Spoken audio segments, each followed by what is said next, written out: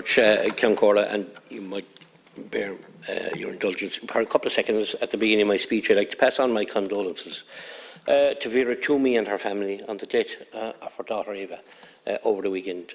She fought a brave battle, Vera did, for her daughter, and I think we fought that battle. Many of us here did with her, and she had blood, sweat, and tears on her body for to fight for her daughter's life, and it sadly has passed away. And I pass on my condolences. I stayed good friends with her. I was talking to her only 2 weeks ago, and she was in a desperate, fight again for her daughter's life in CUH. But I appreciate you giving me that opportunity.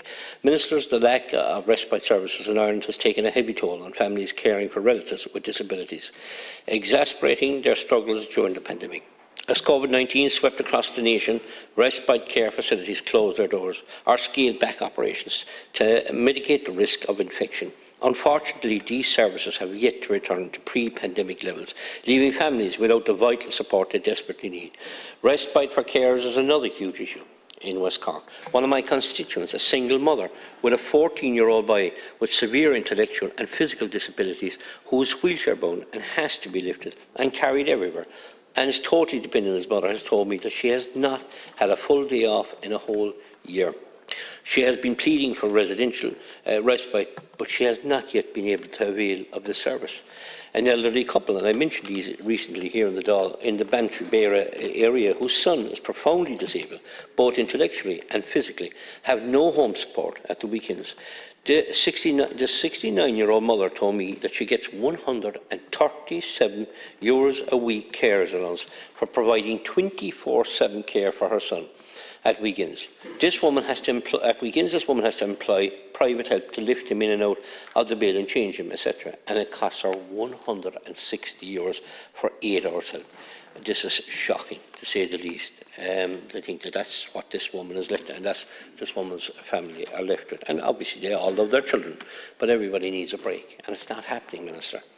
A request from elderly parents of adult children with disabilities whom they can no longer care for safely in their home, but cannot get a place in long-term residential care, is both upsetting to hear and shocking to think that our services have come to that. And that's on my own area, and I was above in Cork very early the other morning waiting for a bus to go to Belfast, and a parent, not from my own constituency, asked me could he speak to me for a while, and he told me the stress that his wife and himself and their daughter were going through trying to care for a daughter that they no longer could care for. They were no longer able to care for. But nobody can help me, he says, and nobody can help us. And he just asked, could we do something? Obviously, you'll always do your best or someone, but there's we're very limited with the advice we can give people. What services are there. That's even inside in Cork City. He said that we've come to the end as such, like we just are unable, and it's becoming an absolute nightmare for us.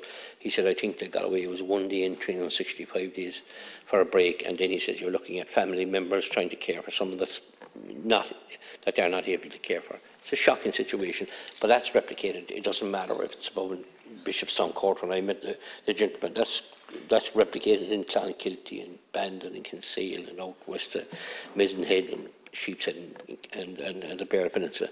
And the whole system, is broke down. I'm convinced it's completely not broke down, Minister, because you look at that respite, but you also look at home help. So I have a double amputee looking for home help and can't get home help in our home and can't leave hospital at this present time. And then at the same time, and this is you meet quite a lot of people telling me they're looking for home help, and we're being told there's no home help available, we can't get new home help. But then I meet the home help that are doing the work anywhere in West Scotland, say, we'd love more hours, we won't be giving them. So it's a kind of a game that's going on. If we're not going to investigate into the system, we're not fools, because most of us politicians have our feet on the ground, and we're talking to people and we're meeting them, and we're meeting lovely home helps out there that work so hard in their communities, but they're willing to do more work, but they're not given the work. And genuine people that are looking for home health care can't get it. Look, there's children waiting for years for occupational therapists. It's just one thing after another. And even the system now for private help and private health insurance is a breakdown. And I have somebody down by Bantry is on the flat of his back. in desperate need of an operation. He can't. He's been told that he's paying top dollar private health insurance. He's told you end up to 4 or 6 months waiting for his operation. So the whole health system seems to be in a very, very shaky grounds, and I don't see anybody standing up there and saying, well, there's going to be a solution to these issues. It can't be a situation, as I said, where home health workers are telling us they're willing to work. The heads of the home help are saying there's nobody available to do the work. There's people crying to come home from hospital. There's people at home crying in pain. I have people at 81-year-old gentleman out in the Mizenhead that tells me he wants to get home help before he falls down. Get it now, and hopefully he'll be able to work with him and keep his health. And he's told, no, you're far too sprightly. Keep going, you're all right.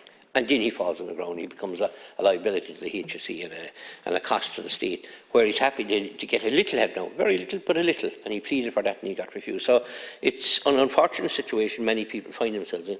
And, Minister, I sincerely hope that, the lack of respite services for people that are working so hard in their homes can be turned around, and this is desperately needed.